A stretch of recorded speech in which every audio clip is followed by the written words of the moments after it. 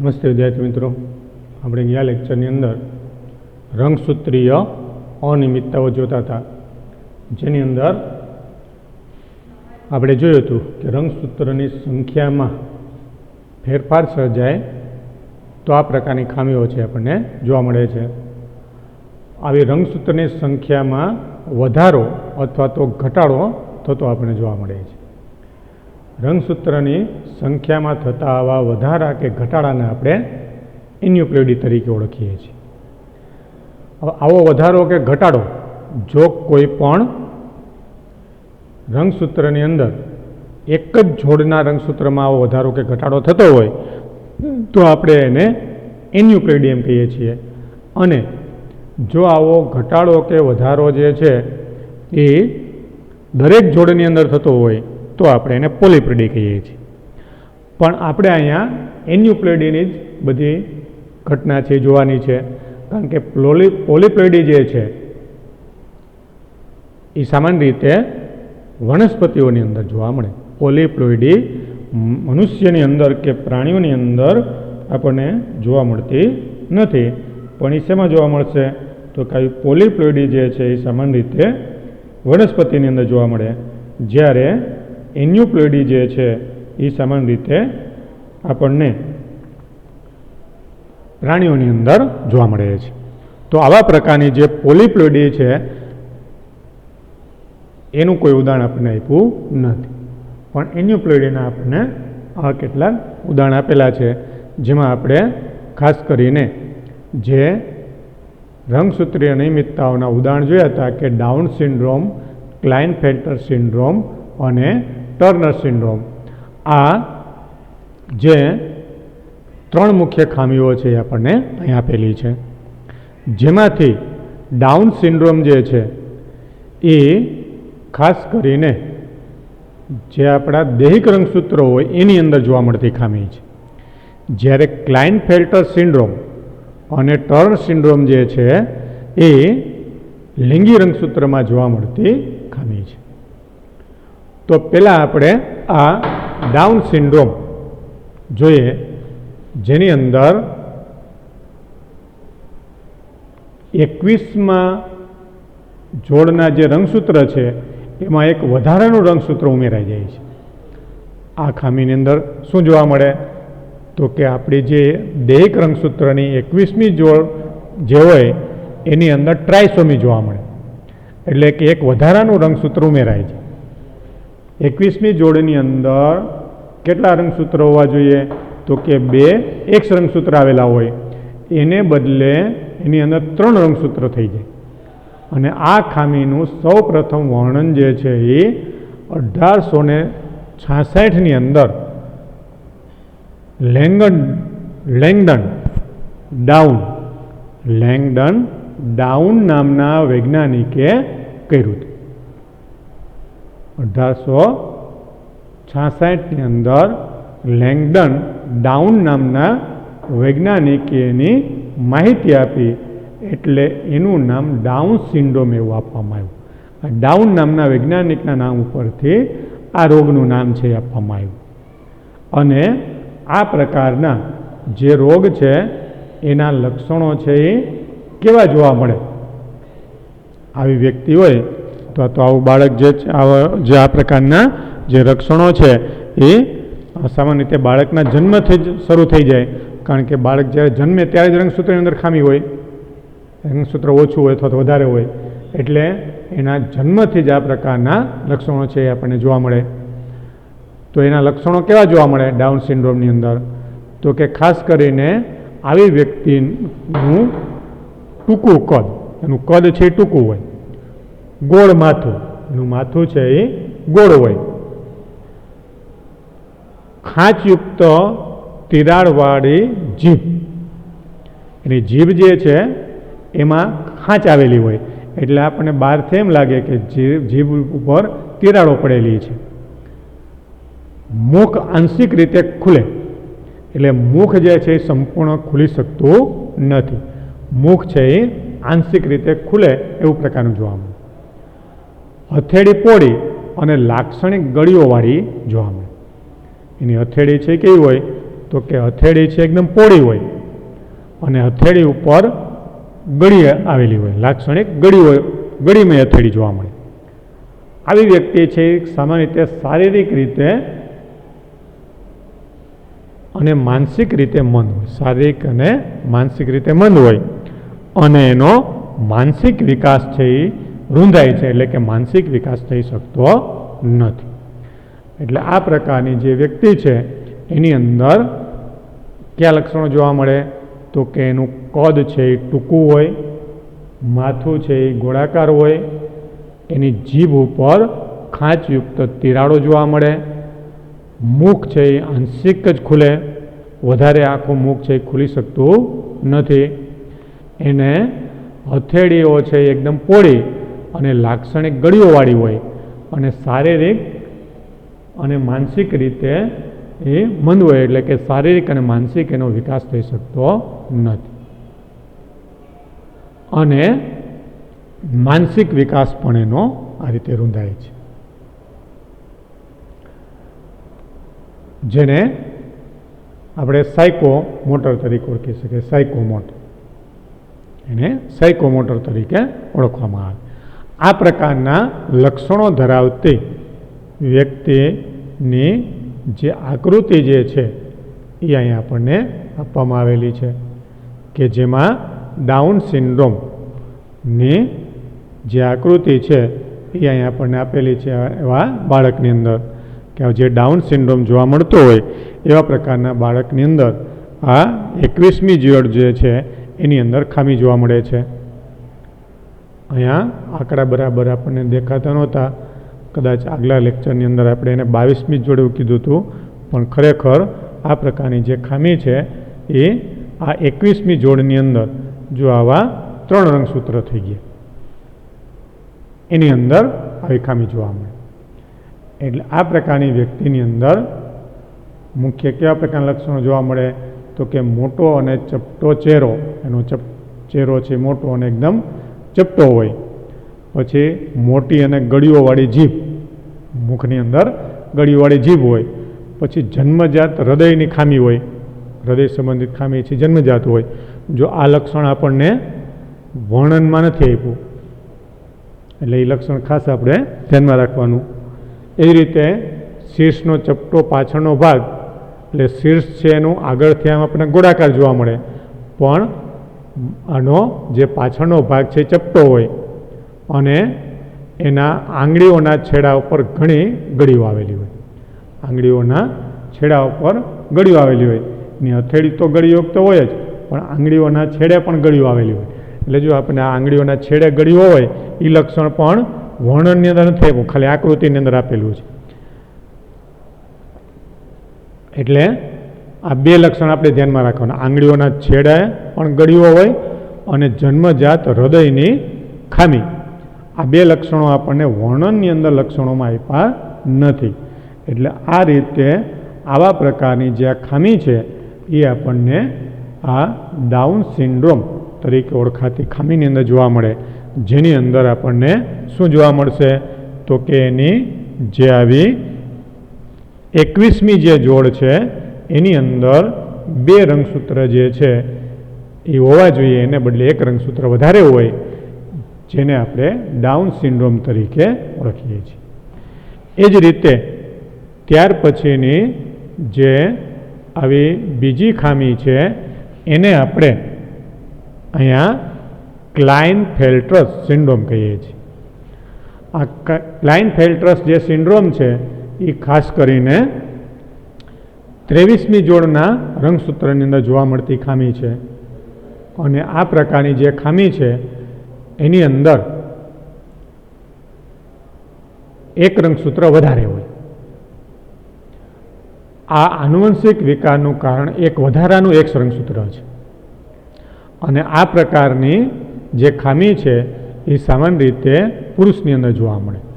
જો આપણે આ પ્રકારની ખામી ધરાવતા પુરુષનો કેરિયોટાઇપ જોઈએ તો એની અંદર આપણને એક X રંગસૂત્ર વધુ જોવા મળે, એટલે કે એના કેરિયોટાઇપની અંદર 46 રંગસૂત્ર હોવા જોઈએ, એને બદલે 47 રંગસૂત્ર જોવા મળે અને એની અંદર જે 23મી જોડના રંગસૂત્રની અંદર XY રંગસૂત્ર હોવા જોઈએ એને બદલે X રંગસૂત્ર વધારાનું હોય એટલે કે એની અંદર XY રંગસૂત્ર જોવા મળશે. હવે XY એટલે કે Y રંગસૂત્ર છે એટલે આવા પ્રકારની ખામી છે હંમેશા શેમાં જોવા મળશે? તો કે પુરુષની અંદર જોવા મળશે. આવી વ્યક્તિ સંપૂર્ણ રીતે પુરુષની અંદર જોવા મળે અને સંપૂર્ણ રીતે પુરુષ તરીકે જોવા મળતો હોય પણ એની અંદર કેટલાક માદાના લક્ષણો પણ જોવા મળે. ઊંચા કદનું એનું શરીર હોય ઉપરાંત એના માદાના લક્ષણો પણ આવેલા હોય. આવી વ્યક્તિ સંપૂર્ણ રીતે પુરુષ જ હોય પણ એની અંદર માદાના કેટલાક લક્ષણો પણ જોવા મળે. જેમ કે સ્તનનો વિકાસ એટલે કે જે અલ્પવિકસિત જે સ્તન હોય એની જગ્યાએ સ્તનનો વિકાસ થયેલો જોવા મળે.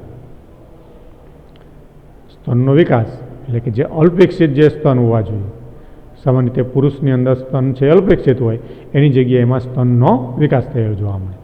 અને આવી જે વ્યક્તિ છે એ સામાન્ય રીતે વ્યંધ્ય હોય જેમાં આપણને સામાન્ય રીતે 5.17 એ જે આકૃતિ જે છે એ આ ક્લાઇનફેલ્ટર સિન્ડ્રોમની આપેલી છે, જેમાં આપણે ઊંચા કદની સાથે એમાં આવા સ્ત્રીના પણ કેટલાક લક્ષણો જોવા.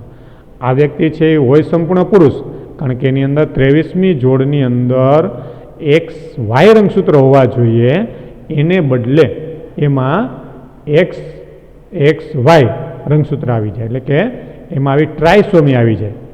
એને શું કહેવાય? XXY એટલે ટ્રાયસોમી. અને આ ટ્રાયસોમી કયા રંગસૂત્રની છે? તો કે લિંગી રંગસૂત્રની ટ્રાયસોમી છે અને એ પુરુષની અંદર જોવા મળે. એટલે આવી વ્યક્તિ જે છે એની ઊંચાઈ વધારે હોય. જો આપણે 5.17 એની જે આકૃતિ છે એ તમે જોશો તો એની અંદર આ પ્રકારની ખામી જે છે આપણને જોવા મળે કે જેની અંદર આવા પ્રકારના પુરુષની અંદર એની ઊંચાઈ વધારે હોય પણ એની અંદર એના સ્તનનો વિકાસ છે આપણને વધારે જોવા મળશે. અને આવા પ્રકારના પુરુષ જે છે એ વંધ્ય સામાન્ય રીતે જોવા મળે. વંધ્ય એટલે શું?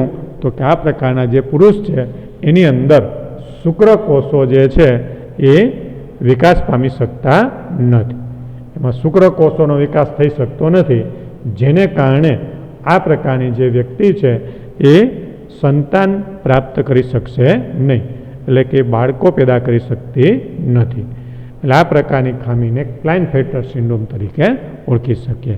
અને આવા પ્રકારની વ્યક્તિ છે એ વંધ્ય હોય એટલે કે શુક્રકોષો ઉત્પન્ન કરી શકશે નહીં જે બાળક ઉત્પન્ન કરવા માટે સક્ષમ હશે નહીં. ત્યાર પછીની જે ત્રીજી ખામી છે એ ટર્નર સિન્ડ્રોમ. આ ખામી જે છે એ સામાન્ય રીતે સ્ત્રીઓની અંદર જોવા મળે કારણ કે એમાં જે 23મી જોડ હોય એની અંદર બંને X રંગસૂત્ર હોવા જોઈએ. આ વિકારનું મુખ્ય કારણ શું? તો કે એમાં એક રંગસૂત્ર ગેરહાજર હોય એટલે કે 23મા જોડની અંદર X0 રંગસૂત્ર હોય એટલે એની અંદર ટોટલ 46 રંગસૂત્ર હોવા જોઈએ. એને બદલે કેટલા હોય? તો કે 45 હોય. અને 45 જે રંગસૂત્ર છે એમાંથી એક રંગસૂત્ર ઓછું કઈ જોડમાં છે? તો કે 23મી જોડની અંદર એમાં બે XX રંગસૂત્ર હોવા જોઈએ. આવા બંને XX રંગસૂત્રને બદલે એની અંદર X0 રંગસૂત્ર હોય. તો આવા X0 રંગસૂત્ર એટલે એની અંદર મોનોસોમી થઈ. એક રંગસૂત્ર વધારે હોય તો 3 રંગસૂત્ર થઈ જાય. 3 થાય તો એને ટ્રાયસોમી કહેવાય. અહીંયા X0 રંગસૂત્ર છે હોવા જોઈએ કેટલા? તો કે XX 2 રંગસૂત્ર હોવા જોઈએ. એટલે આવા પ્રકારની જે આવી મોનોસોમી જે સર્જાય એ મોનોસોમીને ટર્ન સિન્ડ્રોમ તરીકે ઓળખવામાં આવે.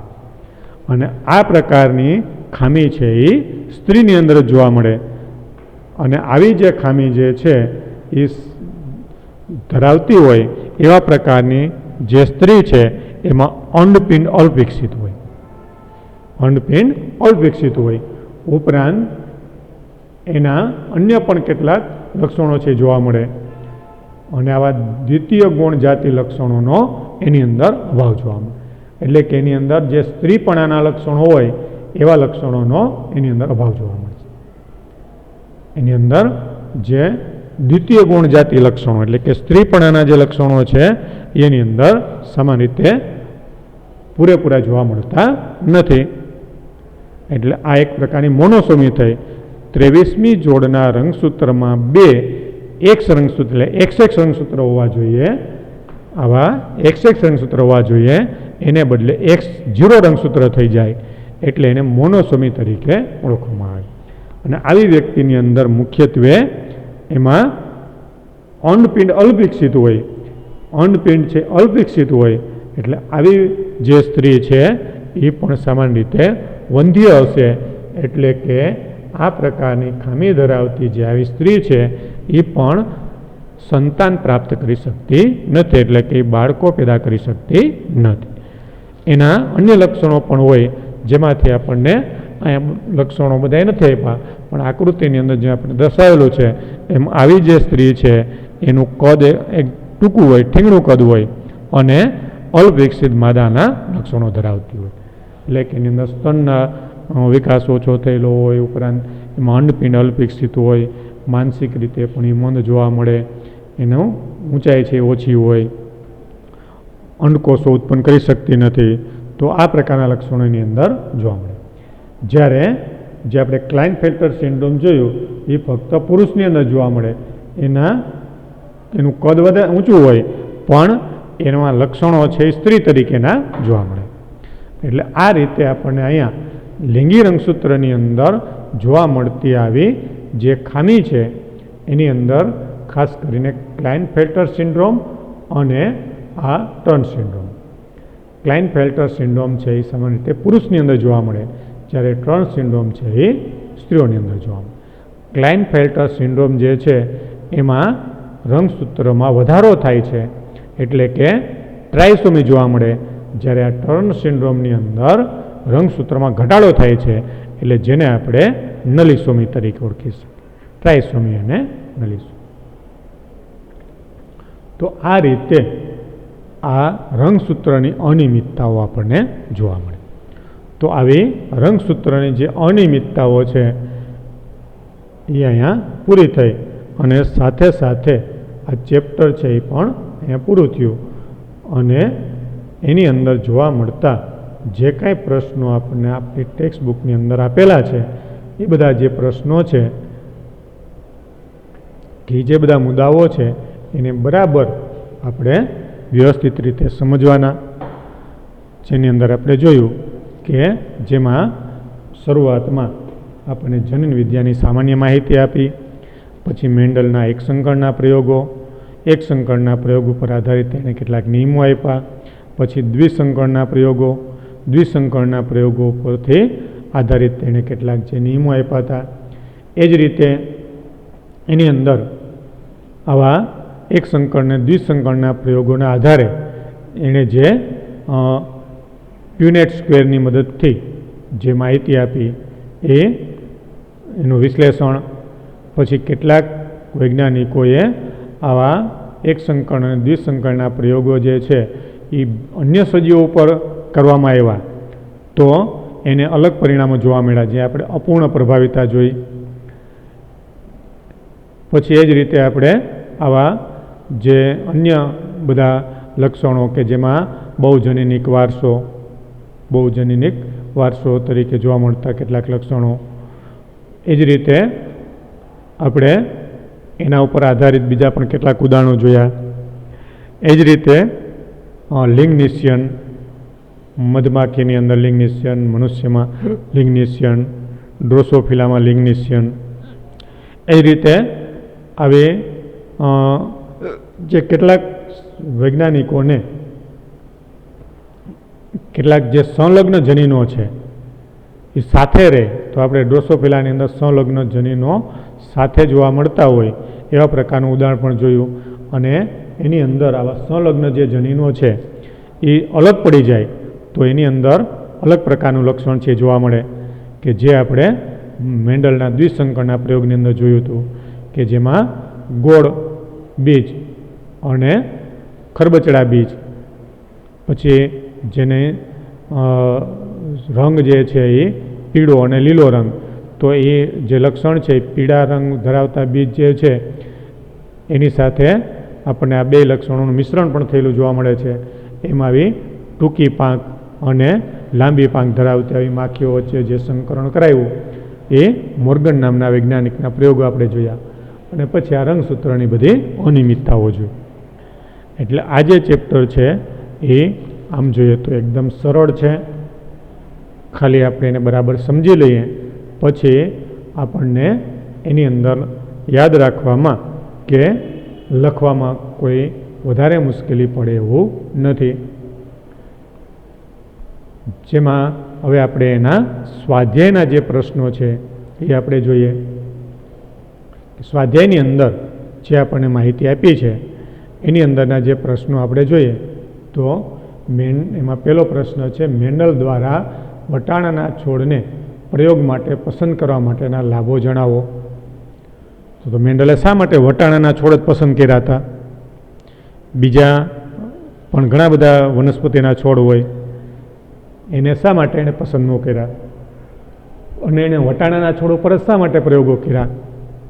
તો એના માટેના જે અમુક લાભ આપણને આપેલા છે કે વટાણાના છોડને બગીચામાં સરળતાથી આપણે ઉછેરી શકીએ. એમાં બે ભિન્ન પ્રકારના લક્ષણો ધરાવતા દરેક લક્ષણો આપણને જોવા મળે, જેમ કે ઊંચો છોડ ને નીચો છોડ, જાંબલી પુષ્પ અને સફેદ પુષ્પ, ગોળ બીજ અને ખરબચડા સપાટી ધરાવતા બીજ, પછી એની જે કલિકાઓ વિકાસ પામે અગ્રે કલિકા અને એની કક્ષી કલિકાઓ, તો આવા લક્ષણો સ્પષ્ટ રીતે આપણને જોવા મળે. પછી એના પુષ્પ જે છે એ દ્વિલિંગી એટલે કે ઉભયલિંગી છે અને એમાં સંકરણ સરળતાથી કરાવી શકાય. તો આવા બધા લક્ષણો છે એના આપણે એને લખવાના. પછી આપણને બીજો પ્રશ્ન છે એ ભેદ સમજાવો એટલે કે તફાવત આપો. એના માટેના 3 તફાવત આપેલા છે, પ્રભાવી અને પ્રચ્છન્ન લક્ષણ, પછી સમયુગ્મી અને વિષમયુગ્મી, એક સંકરણ અને દ્વિસંકરણ. પ્રભાવી અને પ્રચ્છન્ન એટલે કે જે લક્ષણ જે છે એ પ્રદર્શિત થાય બે જે હંમેશા લક્ષણો માટેના જનીનો અથવા તો એના માટેના કારક જે છે જોડમાં જ હોય. એટલે જોડમાં રહેલા જે કારક હોય એ જોડમાંનું કારક જો વિષમયુગ્મી હોય અને વિષમયુગ્મી કારકમાંથી જે કારક પ્રદર્શિત થાય એને પ્રભાવી કારક અથવા પ્રભાવી જનીન આપણે કહીએ છીએ. અને જે પ્રભાવી જનીનની અસર નીચે જે જનીન અથવા કારક પ્રદર્શિત થઈ શકતું નથી એને આપણે પ્રચ્છન્ન જનીન તરીકે ઓળખીએ છીએ અથવા પ્રચ્છન્ન કારક કહીએ છીએ.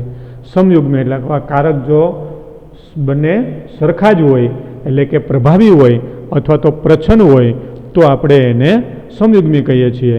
અને જો વિષમયુગ્મી હોય તો એક પ્રભાવી ને એક પ્રચ્છન્ન હોય. પછી એના બીજા મુદ્દાઓ તરીકે કે જે મુદ્દાઓ આપવા હોય તો એના ઉદાહરણ તરીકે એવા મુદ્દાઓ આપણે આપી શકીએ. એક સંકરણ એટલે કે એક જ લક્ષણને ધ્યાનમાં રાખીને કરવામાં આવેલા પ્રયોગો. દ્વિસંકરણ એટલે કે બે લક્ષણોને ધ્યાનમાં રાખીને કરવામાં આવેલા પ્રયોગો, જેને આપણે દ્વિસંકરણ પ્રયોગો કહીએ છીએ. એ રીતે કોઈ દ્વિકીય સજીવ 4 સ્થાનો માટે વિષમયુગ્મી છે તો કેટલા પ્રકારના જન્યો ઉત્પન્ન કરી શકશે? કોઈ દ્વિકીય સજીવ હોય એ 4 સ્થાનો માટે વિષમયુગ્મી છે તો એમાં કેટલા પ્રકારના જન્યો ઉત્પન્ન થઈ શકે? તો આપણે એની અંદર જોવાનું કે 4 સ્થાનો માટે વિષમયુગ્મી હોય તો આપણે એની અંદરથી 16 પ્રકારના જન્યુઓ પ્રાપ્ત કરી શકીએ. મેન્ડલનો દ્વિસંકરણના પ્રયોગની અંદર જે 16 પ્રકારના જન્યુઓ આપણને મળે છે એ ચાર્ટ દ્વારા એની સમજૂતી કીધી હોય તો સમજૂતી આપવાની. અહીંયા ખાલી જન્યુઓ ઉત્પન્ન કરી શકશે એ જ આપણે પૂછેલું છે. અને જો સમજૂતી કીધી હોય તો એ દ્વિસંકરણના પ્રયોગની અંદર જે એના જન્યુઓ આપેલા છે એનું આપણે વર્ણન લખવાનું. એ રીતે એક સંકરણનો ઉપયોગ કરી અને પ્રભુતાનો નિયમ સમજાવો એટલે જેને આપણે પ્રભાવીપણાનો નિયમ કહીએ છીએ એ નિયમની સમજૂતી આપવાની છે. અને એમાં એક સંકરણના પ્રયોગનું ઉદાહરણ આપવાનું. કસોટી સંકરણની વ્યાખ્યા અને રૂપરેખા આપો. કસોટી સંકરણ જે આપણે એક સંકરણના પ્રયોગના આધારે જોયું એની વ્યાખ્યા અને એની રૂપરેખા. એ રીતે એક જ જનીન સ્થાનવાળી સમયુગ્મી માદા અને વિષમયુગ્મી નરના સંકરણથી પ્રાપ્ત પ્રથમ સંતિ પેઢીના સ્વરૂપ પ્રકાર વિતરણને પુનેટ સ્ક્વેર બનાવી અને નિર્દેશિત કરો. એટલે આમાં સમયુગ્મી માદા અને વિષમયુગ્મી નર એના દ્વારા એના વચ્ચે સંકરણ કરી અને એના પ્યુનેટ સ્ક્વેર દ્વારા એને દર્શાવવાની. એ રીતે ઊંચા છોડ પીળા બીજવાળાનું સંકરણ ઊંચા છોડના લીલા બીજવાળા છોડ સાથે કરવાથી નીચેનામાંથી કેવા પ્રકારનો સ્વરૂપ પ્રકાર ધરાવતી સંતિની અપેક્ષા રાખી શકાય? ઊંચા અને લીલા અને નીચા અને લીલા. તો એની અંદર જો પીળા બીજવાળા જે છે એ વિષમયુગ્મી આપેલ છે અને લીલા બીજવાળા છે એની અંદર જે ટી એટલે કે છે ઊંચા, પણ એની અંદર બે જે રંગ માટેના જનીન જે છે એ બીજ લીલા છે, એટલે એ કેવા છે તો કે સમયુગ્મી છે. હવે એના વચ્ચે આપણે સંકરણ કરાવી અને એનો આખો ચાર્ટ છે બનાવવાનો અને એના ઉપરથી આપણે ઊંચા અને લીલા તથા નીચા અને લીલા બીજનું પ્રમાણ કેટલું જોવા મળે એની સમજૂતી આપવાની. એ રીતે 8મો પ્રશ્ન, બે વિષમયુગ્મી પિતૃનો પરફલન કરવામાં આવ્યો. જો તેમાં બે સ્થળો સંલગ્ન છે તો દ્વિસંકરણ પરફલનમાં F2 પેઢીના સ્વરૂપ પ્રકારના લક્ષણોનું વિતરણ ક્યુ હોઈ શકે? તો આપણને જે સંલગ્ન વારસો, જેમાં આપણે જે ડ્રોસોફિલાની અંદર સંલગ્નતા અને આપણે એમાં પુનઃસંયોજન જે પ્રશ્ન છે એના ઉપરથી આપણે એનો જવાબ છે એ લખવાનો. પછી 9મો પ્રશ્ન છે, જનીન વિદ્યામાં T.H. મોર્ગનના યોગદાનને સંક્ષિપ્તમાં વર્ણવો. એટલે T.H. મોર્ગને જે સંલગ્નતા અને પુનઃસંયોજન વિશેની જે સમજૂતી આપી એની માહિતી જે છે એ આપણે આ પ્રશ્નની અંદર લખવાની છે. એ જ રીતે વંશાવળી પૃથ્કરણી શું છે, આ પૃથ્કરણ કેવી રીતે ઉપયોગી છે એના વિશેની માહિતી આપવાની છે. તો વંશાવળી પૃથ્કરણ એટલે શું અને એના માટેના જે બધા સાંકેતિક જે આપણને માહિતી આપેલી છે એ લખવાની અને એનો ઉપયોગ કરી અને આપણે શું એનામાંથી ફાયદો મેળવી શકીએ. તો એના પૃથ્કરણ કેવી રીતે ઉપયોગી છે? તો કે આપણે આ પ્રકારના જે જનીનો દ્વારા થતા જે રોગો છે એ રોગોને આપણે મટાડી શકતા નથી. એની સારવાર પદ્ધતિઓ જે છે એ આપણે કરીએ છીએ, પણ એ રોગોને સંપૂર્ણપણે મટાડી શકાતા નથી. એટલે આ પ્રકારના જે રોગો છે એ એના પછીની પેઢીઓની અંદર ન ફેલાય એના માટે આપણે આવી વંશાવળી પૃથ્કરણનો ઉપયોગ કરી અને માર્ગદર્શન આપી શકાય. પછી મનુષ્યમાં લિંગ નિશ્ચયન કઈ રીતે થાય છે એની માહિતી આપી. એ રીતે શિશુનું રુધિર જૂથ O છે, પિતાનું રુધિર જૂથ A છે અને માતાનું રુધિર જૂથ B છે, તો પિતૃઓના જનીન પ્રકારની તપાસ કરો અને અન્ય સંતિમાં સંભવિત જનીન પ્રકારની જાણકારી પ્રાપ્ત કરો. એટલે જે આપણે બહુજનીનિક વારસો જે રુધિર જૂથનો જોયો એના દ્વારા આપણે જેનો ચાર્ટ આપેલો છે એના ઉપરથી એની સમજૂતી છે એની અંદર આપવાની. એ રીતે ઉદાહરણ સહિત આપણે એની શબ્દોની સમજૂતી આપવાની છે. એટલે કે જે સ્વપ્રભાવિતા અને અપૂર્ણ પ્રભુતા એ જે આપણને માહિતી આપેલી છે એ આખા ફકરા જેની અંદર લખવાના છે. એ રીતે પોઈન્ટ મ્યુટેશન શું છે ઉદાહરણ સહિત સમજાવો. જે આપણને આગળ પોઈન્ટ મ્યુટેશન જેને આપણે ચોક્કસ જગ્યાએથી મ્યુટેશન એટલે વિકૃતિ, જે વિકૃતિ માટેની માહિતી આપણે આપેલી છે એ આપણે અહીંયા લખવાની. પછી આનુવંશિકતાનો રંગસૂત્રીવાદ કોણે પ્રસ્થાપિત કર્યો? આનુવંશિકતાનો રંગસૂત્રીવાદ જે મેન્ડલના પ્રયોગો પછી જુદા જુદા વૈજ્ઞાનિકોની જે સમજૂતીના આધારે જે રંગસૂત્રીવાદની સમજૂતી આપેલી છે એ ખાલી વૈજ્ઞાનિકનું નામ પૂછેલું. જો આપણને એમ કીધું હોય કે આનુવંશિકતાનો રંગસૂત્રીવાદ કોણે પ્રસ્થાપિત કર્યો સમજાવો, તો એ રંગસૂત્રીવાદ કઈ રીતે પ્રસ્થાપિત થયો એની ટૂંકમાં સમજૂતી આપવાની.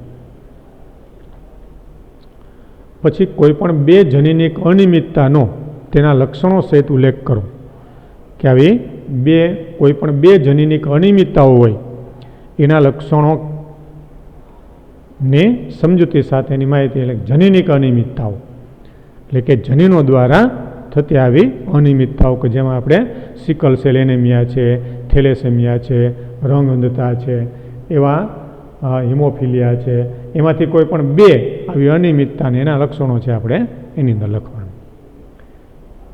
એ રીતે રંગસૂત્રીય અનિયમિતતા જો આપણને પૂછે, જો આ પ્રશ્નની જગ્યાએ આપણે એમ પૂછવું હોય કે કોઈ પણ બે રંગસૂત્રીય અનિયમિતતાઓ અને એના લક્ષણો સમજાવો, તો આપણે જે હમણાં છેલ્લે જે જોયું ડાઉન સિન્ડ્રોમ, ટર્ન સિન્ડ્રોમ ને ક્લાઇનફેટર સિન્ડ્રોમ, એમાંથી કોઈ પણ બે આપણે લખવું. એટલે આપણે ખાસ ધ્યાન રાખવાનું કે જો જનીનિક અનિયમિતતા કીધી હોય તો આપણે ઓલી જે આપણે આગળની જોઈ ગયા એ થેલેસેમિયા ને સિકલ સેલ એનેમિયા, રંગ અંધતા, હિમોફિલિયા એના વિશે લખવાનું. અને જો આપણને આવી રંગસૂત્રીય અનિયમિતતા કીધી હોય તો આપણે આ છેલ્લે હમણાં જોયું ક્લાઇનફેટર સિન્ડ્રોમ, ડાઉન સિન્ડ્રોમ, એના વિશે આપણે લખવાનું. એટલે આ બધા જે પ્રશ્નો છે એ આપણા માટે બહુ અગત્યના છે કે જે આપણને બોર્ડની પરીક્ષાની અંદર આમાંથી જ આ સ્વાધ્યાયના પ્રશ્નો છે એમાંથી જ મોટે ભાગે બેઠે બેઠા આવા પ્રશ્નો છે એ આવતા હોય છે. તો આ ચેપ્ટર છે અહીંયા પૂરું થાય છે. એની અંદરની કોઈ પણ એવી માહિતી જ્યારે તમે તૈયાર કરો અથવા તો એ માહિતીને જ્યારે તમે ભણતા હો, વાંચતા હો, ત્યારે એની અંદર ન સમજાય તો એ તમે ફોન દ્વારા પણ પૂછી શકો, અથવા તો જ્યારે આપણે રેગ્યુલર જ્યારે ક્લાસ કદાચ દિવાળી પછી શરૂ થવાની શક્યતા વધારે છે, એટલે શરૂ થાય ત્યારે આવા પ્રકારની માહિતી તમે ટીક કરીને રાખો. એટલે ખાસ ધ્યાન રાખજો કે જે ચેપ્ટર તમારે ચાલી ગયેલા છે એ બધી માહિતી તમને જે કંઈ પૂછવાની હોય એ માહિતી જે હોય એ તમે એને ટીક કરીને રાખશો કે આ માહિતીની અંદરથી આપણે અમુક પ્રક્રિયા સમજવાની છે, અમુક શબ્દો સમજવાના છે, અમુક વિશેની માહિતી આપણને મગજમાં એની સમજૂતી બરાબર હજી આપણને યોગ્ય રીતે સમજાણી નથી. તો એ બધી માહિતી જે છે એને તમે બરાબર ટીક કરીને રાખજો કે જેથી કરીને આપણે જ્યારે પણ આ પ્રકારના પ્રશ્નો જે છે એ સોલ્વ કરવા બેસીએ ત્યારે ઝડપથી એને ક્લાસરૂમની અંદર સોલ્વ કરી શકીએ, ઝડપથી આપણે એ કરી શકશું. જો આપણી પાસે ટીક કરેલી નહીં હોય તો એ પૂછવાનું ભૂલાઈ જશે, આપણે યાદ નહીં આવે. એટલે હંમેશા એટલું ધ્યાન રાખવાનું કે દરેક ચેપ્ટર જે ચાલી ગયેલા હોય એની અંદર આવી માહિતી કાંઈ પણ આપણે જોવા મળતી હોય તો એને ટીક કરી લેવાની કે જેથી કરીને કોઈ પોઈન્ટ, કોઈ શબ્દ, કોઈ વાક્ય, કોઈ ઘણી વખત આખો ટોપિક કે જે આપણે ફરીથી સમજવાની જરૂર પડતી હોય તો એ ઝડપથી આપણે એની સમજૂતી મેળવી શકીએ, એની માહિતી આપણે મેળવી શકીએ. એના માટે આપણે એને ટીક કરીને રાખવાની. તો આ રીતે આ બધી માહિતી જે છે એને બરાબર તમે ધ્યાનમાં રાખજો કે જેથી કરીને આપણને એની સમજૂતી છે એ સરળતાથી મળી શકે. આ ચેપ્ટર છે એ પૂરું થાય છે. હવે આપણે નેક્સ્ટ લેક્ચરની અંદર આગળનું જે ચેપ્ટર છે એ આપણે જોઈશું.